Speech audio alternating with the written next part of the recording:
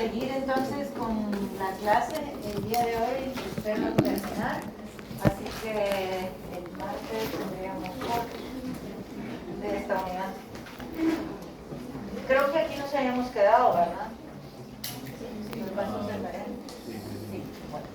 Entonces vamos a continuar. Estábamos viendo el desarrollo de los testículos y habíamos visto que se formaban los cordones testiculares, la túnica lutigea, y los gonadocitos llegaban y se ponían acá en medio, como ven acá, y que se formaban también los conductos o cordones, no son cordones, los conductos de la red de testis, que es como la equivalente a la médula en el ovario. Y que de esta red de testis entonces van a salir los vasos eferentes, más o menos en número de 5 a 12, que se van a ir a comunicar con la cabeza del epidídimo, donde van a terminar de madurar los espermas y luego se conducen ya, ¿verdad?, por todas las vías de conducción que vamos a ir viendo ahorita. Y algo interesante es que esos vasos eferentes son lo que queda, digamos, del mesonéfrico, ¿verdad? Son tubos receptores del sistema mesonéfrico que persisten ahí porque pues todo lo de acá se va a ir degenerando, pero esos persisten y es la parte como sexual del riñón primitivo que queda acá, esos vasos eferentes que comunican al testículo, ¿verdad?, con el epidídimo. Entonces actúan como un eslabón o una unión entre lo que es los conductillos de la red testicular, ¿verdad?, y el epidídimo.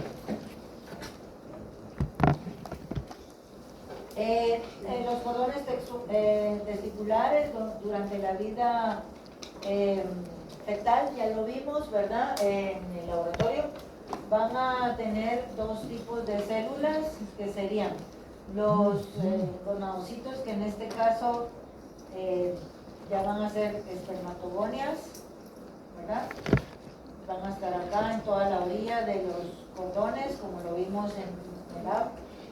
Y también vamos a tener células que provienen de acá del epitelio, o sea, del epitelio celómico, que ahora pues es la cuginia, células que provienen de ahí, que son las células de Sertoli o células sustentaculares.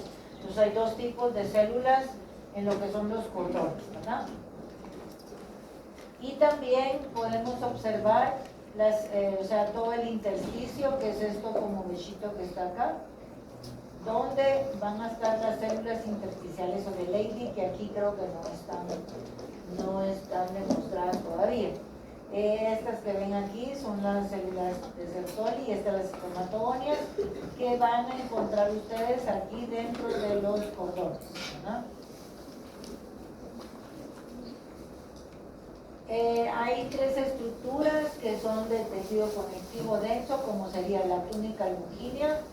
También tenemos de esa túnica parten cordones testiculares, ¿verdad?, hacia el interior del testículo, y también, o sea, el mesorquio, que es esta estructura que vimos también en el laboratorio, que viene, o gubernaculum testis, ¿verdad?, que viene a detener lo que es el testículo hacia el cuerpo de Wolf originalmente, y que después se vuelve como un ligamento pues que lo va a sostener, ¿verdad?, que se llama mesorquio. Entonces esas tres estructuras del tejido conectivo, estas proceden del esbozo, ¿verdad?, del mesénquima o mesodermo, pues, pero mesénquima se llama en el embrión, del esbozo testicular. O sea, cuando se esboza el testículo, o sea, que se va a formar esa gonada, allí van a estar estas estructuras del tejido conectivo del mesénquima y se forman.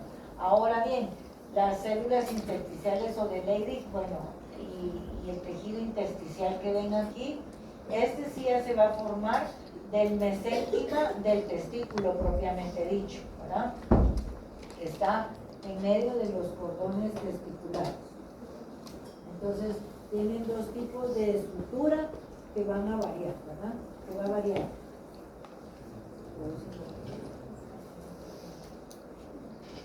Bueno,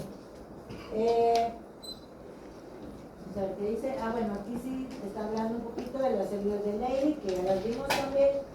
Son células bastante grandes, con citoplasma acidófilo, núcleo basófilo, y tienen formas diversas, ¿verdad? Y se encuentran abundantemente en lo que es el intersticio, o sea, en medio de los cordones, entre cordón y cordón.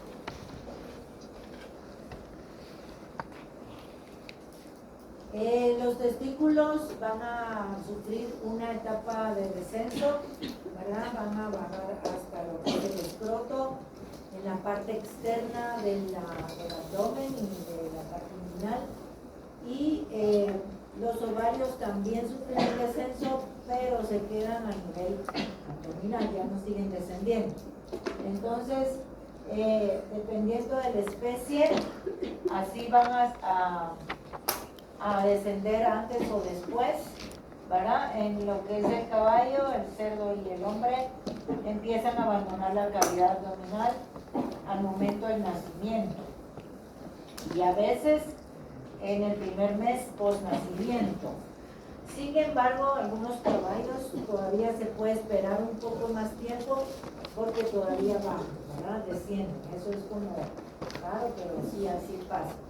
Y se habla a veces de caballos que están chiclanes, lo llaman en el campo, cuando solo tienen un testículo que no ha bajado el otro, ¿verdad? Por ejemplo. Sí, a veces pasa eso, pero no es lo normal. Lo normal para que bajaran desde el nacimiento o al mes lo más. Así es. Bueno, y en los rumiantes estos sí descienden todavía cuando están adentro, o sea, son feto, más o menos 31.5 centímetros, ¿verdad? Cuando es un feto, más o menos al tercer mes. Y en los perros sí descienden después del nacimiento. Ahí sí, eso sí es normal. Sin embargo, después de un tiempo, pues si no han bajado, sí es un problema. Aquí no vamos a entrar mucho en detalles después, pero cuando a veces hay problemas, sean genéticos o por muchas causas, pero no logran descender. A veces no desciende solo uno, a veces no descienden ambos. Entonces a esto se le llama criptorquidia y por eso puede ser uni o bilateral. Y también pueden ser que se queden a nivel del abdomen o a nivel inguinal, ¿verdad? Entonces depende, van bajando y puede ser que se queden en el abdomen o en la región inguinal. Al momento de ayudarlos a operar, pues sería más fácil si están en la parte inguinal. Esto no quiere decir que no sean, o sea, si solo tienen un testículo siempre van a ser fértiles, ¿verdad? Y hay que tener cuidado porque siempre van a pegar a las hembras. Y como les digo, casi siempre es un factor genético, entonces si no queremos que se nos sigan haciendo así, pues mejor no lo usamos para reproducción. Ahora, si son ambos testículos, también ojo porque estos animales siempre van a tener las células de Leydig, ¿verdad? O intersticiales, y pues van a producir testosterona y por lo tanto van a tener líbido, ¿verdad? Lo único que como los testículos están adentro de la cavidad abdominal o inguinal, entonces van a sufrir muerte de espermática, o sea, ahí no nace porque para que se lleve a cabo la espermatogénesis debe haber una temperatura menor que la del cuerpo, ¿verdad? En el caso del ser humano, por ejemplo, estamos a 37 grados, ellos tienen que estar como a 36, ¿verdad? Entonces en los testículos siempre va a haber un poco menos de temperatura y por lo tanto cuando no descienden no hay formación de espermatozoos. Pero sí podrían ellos saltar a una hembra que está en celo y e indicarnos que esa hembra está en celo. Entonces se usan a veces como marcadores, ¿verdad? Cuando la monta es así libre, digamos, ¿verdad? O que necesitamos eso saber para inseminar también, pues necesitamos ver quiénes están en celo, ¿verdad?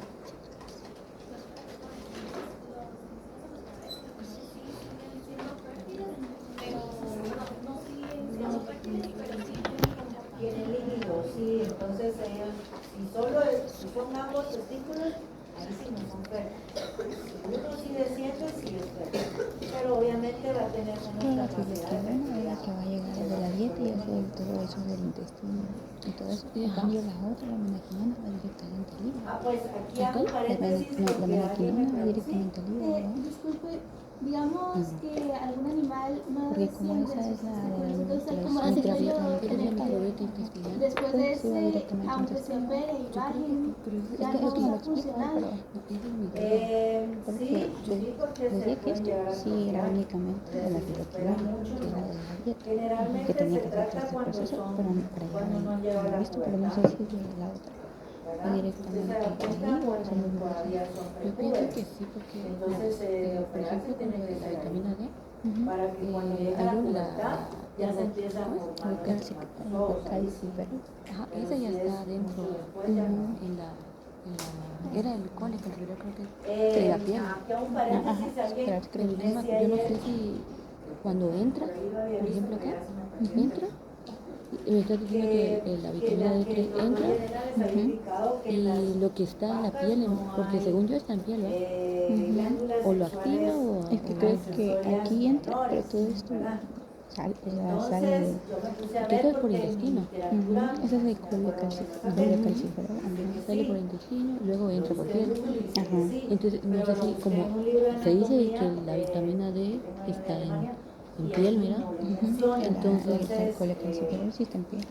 Entonces sería como que lo mismo con esto, con lo que me preguntas.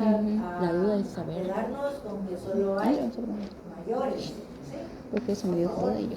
Sí, porque ella le dio por aquí vitamina quinónica. Aquí les englobó las dos. Entonces, ¿en dónde empieza? En este sí sabemos que empieza en el intestino. Bueno, el conducto mesonéfrico, entonces, bueno, aquí ya terminamos con los testículos y vamos a ver el conducto. El conducto mesonéfrico de Wolf sería más o menos a la séptima semana en desarrollo. Su segmento craneal es muy tortuoso porque crece muy rápido. Tortuoso es que hace todos sus movimientos, es muy rápido el crecimiento y va a ser lo que es el conducto diapidídico.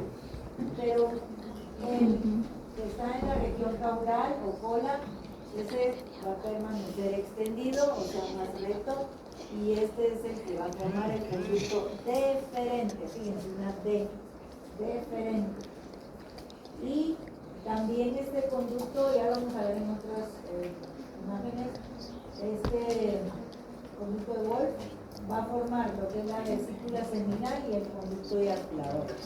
Entonces, del conducto de Wolf o mesonéfrico se forman 4 estructuras, bueno 3, pero digamos 4. El epidídimo, el conducto deferente, la vesícula seminal y el conducto eyaculador. ¿Sí? 4 estructuras se forman del conducto mesonéfrico. Aquí tenemos conductos mesonéfrico y paramesonéfrico, esto ya se los había enseñado antes.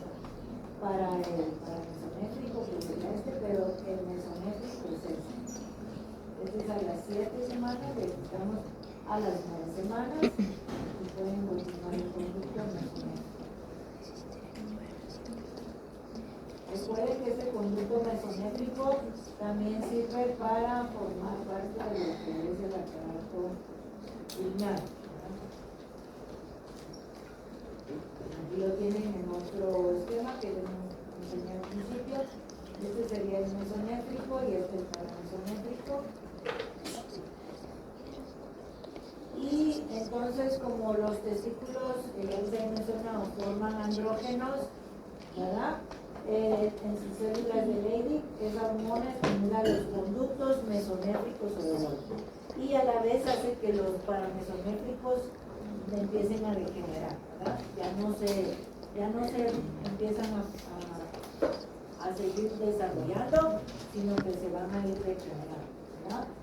Y en las células de Sertoli, además de eso que se produce la testosterona o andrógenos, allí se produce una sustancia que se llama sustancia inhibidora mülleriana. ¿Eso qué quiere decir? Que va a inhibir al conducto de Müller, ¿sí? O paramesonéfrico. Entonces lo inhibe y ya no se va a desarrollar, ¿verdad? Aquí tenemos otra imagen donde pueden ver el mesonefros, sería la segunda etapa del desarrollo del riñón. Aquí tenemos el mesonefros y este es el conducto, ¿verdad? Que va aquí a la vista. Y acá, conforme el mesonefros, es la segunda etapa, va degenerando. Esto es lo que ya les había mencionado, algunos túbulos mesonéfricos que están cerca del vestíbulo, los que están muy cerca de acá, ellos siempre persisten y son los que van a formar los conductos eferentes, que serían, por eso, los que unen al testículo con la cabeza del epidídimo, que se forma del conducto mesonéfrico. ¿Ah?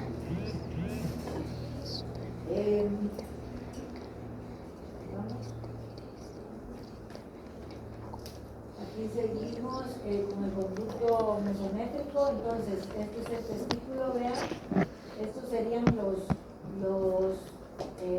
conductos o conductillos eferentes, vean aquí, que están uniendo a lo que es el testículo con la cabeza del epidídimo, ¿verdad? O sea que estos son remanentes del mesonefros y son la porción sexual, por así decirlo, del riñón, porque ahí se queda, ¿verdad? Se va a quedar ahí.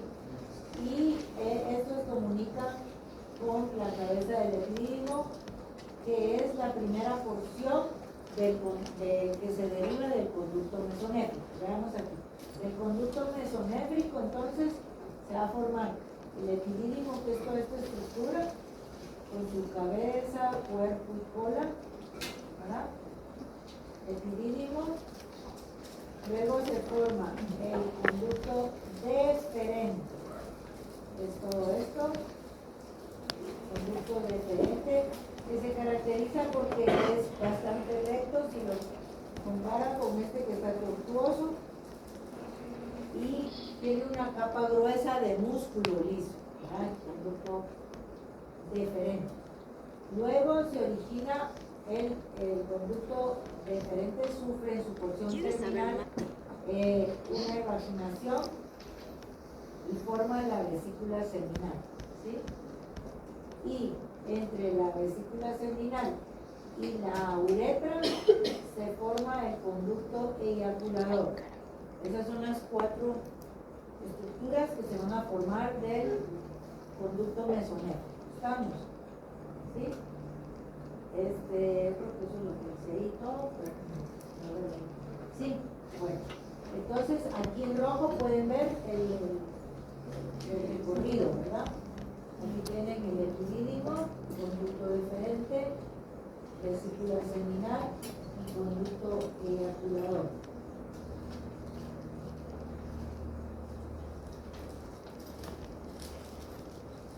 Bueno, ahí, ahora no hay dudas con lo del conducto, cómo se forman esas vías, o con la formación del testículo, hasta donde vamos, todo bien. Entonces ahorita vamos a entrar a ver lo que son los genitales externos, ¿verdad? Su desarrollo. Tanto como en la hembra, pasamos por una etapa diferenciada, que ya la vimos, ¿verdad? Que es donde se forma el tubérculo genital a nivel del seno urogenital. Tenemos la membrana cloacal los pliegues urogenitales a la par de la membrana y las infecciones o pliegues labio-escrotales, que en este caso va a dar origen al escroto, ¿no? El tubérculo genital se alarga formando el falo, este todavía es etapa indiferenciada, y acá ya no es membrana cloacal, sino que ya se le llama membrana urogenital, y estos pliegues siempre están a la par, ¿no? Y aquí ya podemos ver que se forma la membrana anal también, o sea, lo que es el tabique. ¿Se recuerdan? El tabique urorectal viene y va creciendo y va a separar lo que es la membrana urogenital de la anal. Y más adelante va a ser el ano y el orificio urogenital, ¿verdad? Pero hasta aquí estamos en etapa indiferenciada todavía. Esto aquí, donde está el tabique, más adelante se le llama perineo. O sea, lo que está entre el ano y la vulva, digamos, o en el caso del macho, se llama perineo. Bueno, aquí entonces hablamos desde el desarrollo de los genitales externos desde la séptima semana, o sea, van viendo aquí las semanas y van desde las 7 a las 9, ¿verdad?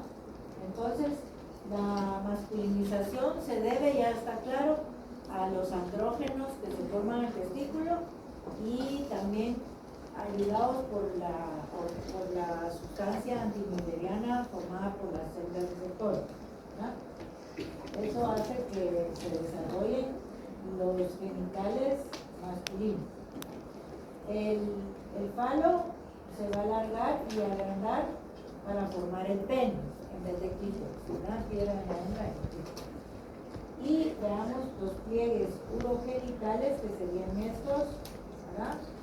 Estos van a formar las paredes del surco, esto amarillito, es el surco uretral. Recuerden que dentro de lo que es el pene va a pasar ese orificio, bueno, después un orificio, ahorita es un surco y después se cierra, ya vamos a ver, donde va a pasar la orina, ¿verdad? Y también el seno, o sea, es una función dual la que tenemos en el pene, ¿verdad? Entonces, estos pliegues las paredes van a formar, o sea, lo que es el surco uretral en la superficie ventral del pene, ¿verdad? Y estos se van a fusionar. Recuerden que en la hembra quedaban más o menos libres para formar los labios menores. Aquí se fusionan casi en todas sus partes, ¿verdad? A todo lo largo de lo que es la superficie ventral del pene. Y se va a formar algo muy importante acá, el la uretra, ¿verdad? La uretra esponjosa. Aquí pueden ver ya el perineo, ya está bien separado lo que va a ser el ano de lo que son los genitales externos. Aquí tienen más en secuencia, ¿ven? Lo que es los cuerpos cavernosos del pene, sería todo esto que está acá, que está muy lleno de vasos sanguíneos, por eso se llama así, se llama cuerpo cavernoso, lo van a ver, ya lo vieron en anatomía, que es cuando hay lo que ayuda cuando hay erección en el pene, ¿verdad? Se llenan esos vasos y logra que se mantenga aquí a este nivel, acá. Y también tenemos el cuerpo esponjoso alrededor de la uretra, ¿verdad? Todo eso se forma aquí a partir de lo que es el tejido del falo, ¿verdad?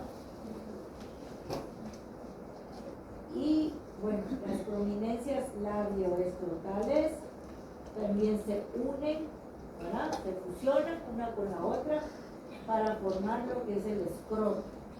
El escroto es la bolsa donde va a estar el stick, ¿verdad? Y va a quedar una línea de fusión, ¿verdad? Tanto de los pliegues labioescrotales en el pene como en el escroto también, que se ven muy bien y se llama rafe escrotal.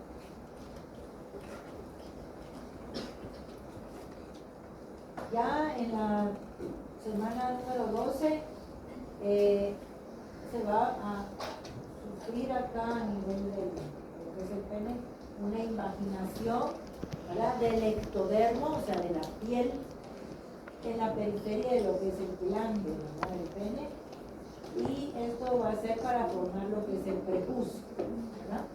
Pero recuerden que el pene tiene también como una capucha que está hecha de piel y esta se puede imaginar, y aquí es más o menos a la semana 12 que se está formando, ¿verdad? Y tenemos también los testículos dentro de una bolsa, entonces están bien protegidos los genitales externos del macho, ¿verdad?, y de la hembra también.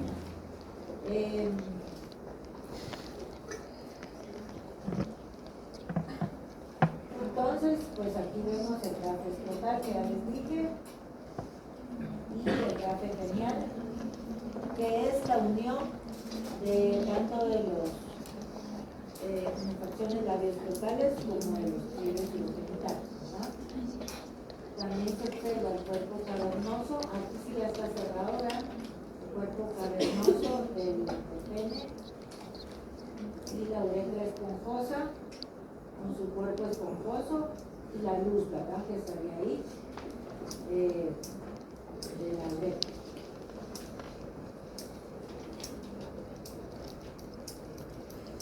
No sé si tienen dudas hasta aquí.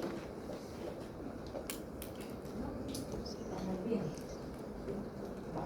Entonces vamos a ver, en el macho también hay glándulas sexuales anexas, ¿verdad? Una de ellas, ya la vimos por cómo se formó, es la vesícula seminal, que esta proviene de la parte caudal del conducto deferente, ¿verdad?, que es, originalmente era el conducto mesonéfrico, ¿sí? También tenemos el conducto eyaculador, que sería también del conducto mesonéfrico, que proviene, y se va a ubicar entonces en donde termina la vesícula seminal, ¿verdad?, y la uretra, en medio de ella. ¿Por qué? Pues porque, miren, pues estas glándulas lo que tienen, su función es sacar líquidos, ¿verdad?, para dar volumen al espermatozoide que se formó en los espermas que se forman en los testículos. Eso da volumen y juntos ya se llama seno, ¿verdad?, que es lo que uno va a estudiar, ¿verdad?, en un examen de seno. Mira uno muchas cosas que van a ver ustedes en laboratorio clínico, pero al sacar una muestra, pues es de semen. Ahí van a ir los espermatozoides, pero también van a ir líquidos, ¿verdad?, que se forman de estas glándulas sexuales anexas.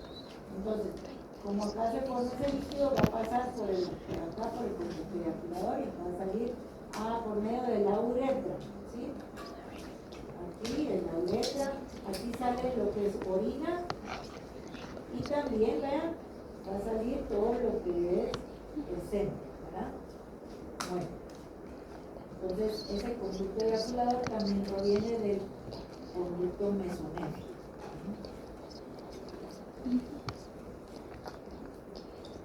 Tenemos otra glándula que es muy importante, también es una glándula bastante grande, que se llama próstata, y esta sí deriva del seno urogenital, por eso lo ven en amarillo. Todo esto que está en amarillo proviene del seno urogenital, que estuvimos viendo ayer, ¿verdad? Entonces está la vejiga urinaria en amarillo, porque viene de la parte inicial del seno urogenital, y luego tenemos lo que es la próstata, ¿sí? Se origina, dice acá, por múltiples evaginaciones a partir de la porción prostática de la uretra. Aquí está la uretra prostática, ¿sí? Esta viene y sufre varias evaginaciones, o sea, sale y forma la próstata. Esa va a crecer dentro del mesénquima que está aquí, ¿no? Y las glándulas bulbouretrales, esas son pequeñitas como el tamaño de un instante. Esa es la otra glándula anexa, ¿verdad? Son pequeñitas y se desarrolla también de vaginaciones de la membrana de la uretra. Todo eso ya es la uretra. Aquí viene siempre pues de toda esta parte del seno urogenital, ¿verdad? Como siempre les menciono que la parte del músculo o tejido conectivo o vasos sanguíneos provienen del meseno, ¿verdad?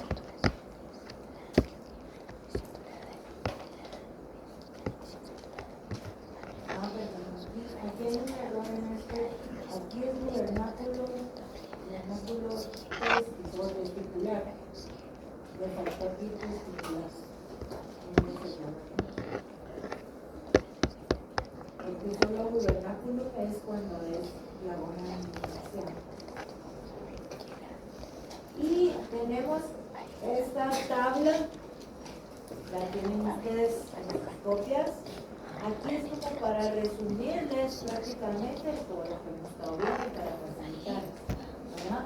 Entonces, por ejemplo, tenemos la estructura embrionaria y qué va a derivar, qué se va a formar en el macho y qué se va a formar en la hembra, ¿verdad? Entonces aquí tenemos, por ejemplo, en la gónada indiferenciada se va a formar el testículo en el macho y el ovario en la hembra.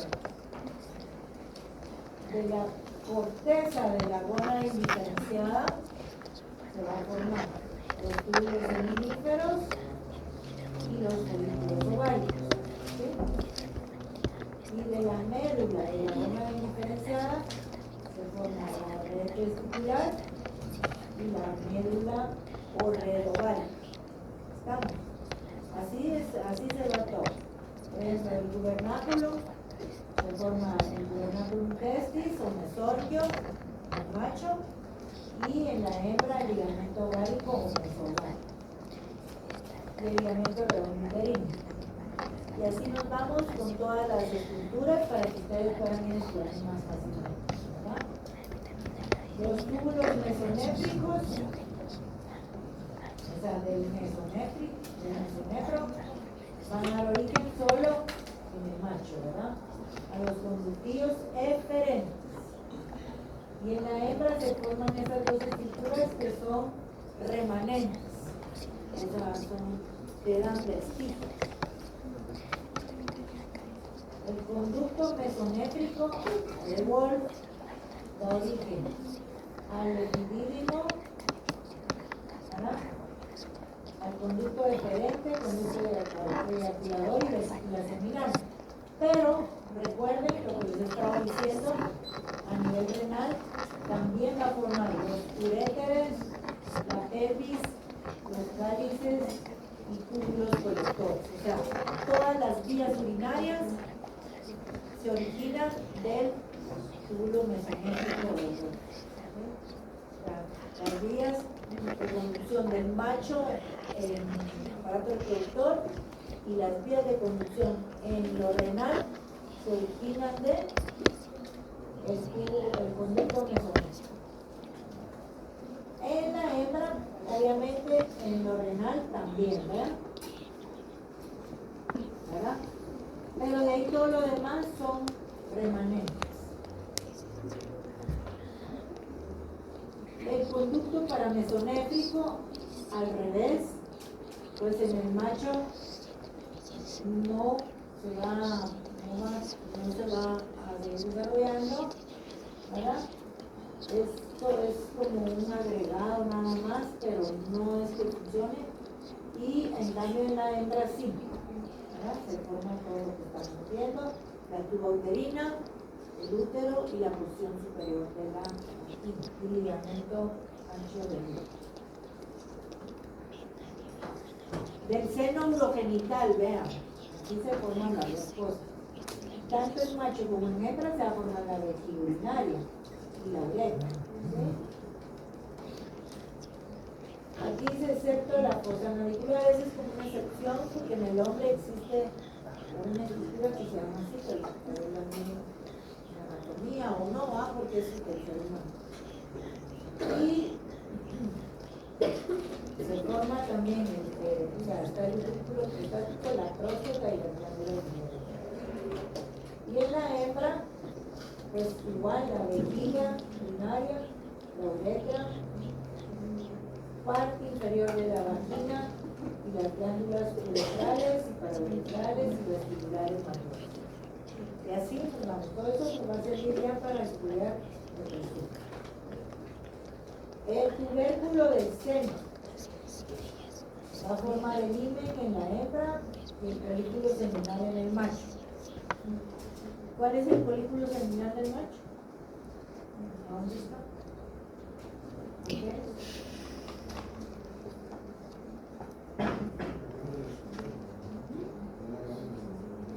No, ese folículo seminal es donde va a llegar a nivel de la vejiga urinaria. Eso no lo han visto, pero ya nos comentamos un poco y lo vemos nosotros. Es donde llega, digamos, vienen los que es el conducto espermático y llega a dejar todo lo que se formó, ¿verdad? Lo pone en una como estructura a nivel de la vejiga urinaria ya para que salga por la uretra, ¿sí? Es como un recipiente, por así decirlo, pues, para que lo entiendan mejor, que se encuentra en la pared de la vejiga urinaria. Entonces ahí está ese folículo seminal, que es donde a donde llega el seno, ¿verdad? Ya para salir por la uretra.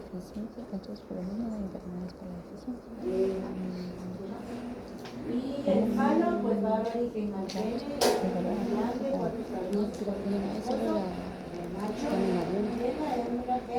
así por la mañana Esa anemia, por eso, porque decía la carne, todo sí, pero cuando es sintética, ahí sí va a ver que es la meladiona, y va a ver ahí es anemia, no me acuerdo, tú lo que sabes. Y las prominencias labios en el macho el escroto y en la hembra mayores. Y acá tienen todo lo que quiere decir lo que son los remanentes, ¿verdad? Anemia hemolítica. Ya vi. Y finalmente les voy a, porque si no da tiempo, les voy a poner, bueno, este es un esquema de la letra No me esponjosa acuerdo. y la forma natural. Es una estructura anatómica que se encuentra en el cráneo. Y es que el ser humano. Y entonces al final les voy a poner el resumen acá, más o menos de lo que les estoy escribiendo aquí, pero ya resumido, por si les interesa. Porque aquí les estoy resumiendo yo qué va pasando en cada semana, al menos las primeras semanas. En la tercera, que dijimos que aparecían los monocitos en la pared del saco vitelino, o sea, el cordón umbilical y pedículo lanceolero, ¿verdad? Llegan por movimientos amiboideos a las crestas gonadales e inducen el desarrollo ya de las bolas, ¿sí? Pero si hay deficiencia, que sería osteoporosis, por ejemplo. Los que van a dar origen al embarazo. Ya caché. Esto cuando alcanza la madurez sexual, ¿verdad? A la cuarta semana se evidencia el esbozo de las crestas gonadales que se desarrollarán entre el mesenterio dorsal, también lo vimos, mesenterio intestino y el mesonefros, ¿sí? Es una etapa de desarrollo del riñón. Una a cada lado de la línea media, que van a ser los ovarios o testículos, ¿verdad? Son las gónadas. Por proliferación del epitelio celulómico, o sea, el epitelio que está alrededor, y del mesénquima subyacente. Estas van a ser estimuladas por la llegada de los gonadocitos. Eso que no se les olvide. Si los gonadocitos no llegan, no hay desarrollo gonadal. Y también, aparte de eso, se forma el tubérculo genital, ¿verdad? Que es el que va a dar origen a los genitales externos, ¿verdad? En la cuarta semana. Quinta o sexta, ahí todavía es etapa indiferenciada para todos, ¿verdad? Los ganocitos ya llegan totalmente a las crestas gonadales por vía mesenclimática, no se les olvide, no sanguínea, no de ninguna manera, sino que van por el mesenco, siguiendo el mesenterio dorsal a nivel del intestino caudal, y así hacen que se estimule la cresta gonadal, ¿no? A la sexta semana, dice, el tubérculo genital se convierte en falo, muy importante, y la membrana cloacal se convierte en membrana urogenital. También el tabique urorectal se une con la membrana cloacal al final de esta semana, sexta, y la divide en membrana urogenital y membrana dorsal, o sea, anal, ¿no? Que puede ser anal. A la séptima, la gónada masculina se empieza ya a diferenciar y va a formar gametos masculinos por división mitótica, o sea, van a formar espermatogonas. Las células de Sertoli también se encuentran ahí, están formando la sustancia antimileriana y las células de Leydig forman testosterona. ¿Estamos? A la séptima. Y también se inicia la diferenciación de los genitales externos. Importante. El falo ya se va a formar lo que es el pene en los machos y el clítoris en la hembra. A la doceava, que ya es cuando, al tercer mes, cuando ya podemos diferenciar prácticamente si es el círculo ovario, ¿verdad? La gónada femenina, no, perdón, cuando a la doceava, cuando ya la gónada femenina se empieza a formar, a diferenciar el ovario, ¿verdad? Y más, y después se van a formar las ovogonas y las células foliculares para formar folículos primarios. Y los sexuales, los órganos sexuales externos, como conductos también genitales y glándulas sexuales, ya van a estar diferenciadas según el sexo del ser vivo en formación, ¿verdad? Pero se van a seguir desarrollando. Entonces fíjense en esto, el ovario todavía de la hembra no está bien diferenciado, comienza a diferenciarse a la doceava, pero todo lo demás sí ya está diferenciado y se sigue desarrollando. Y hasta ahí llegamos. No sé si tienen alguna pregunta. ¿Alguna duda? Igual si tienen dudas de cuando estudien pueden llegar algún día a la oficina, oye. La tercera ya es más bonita.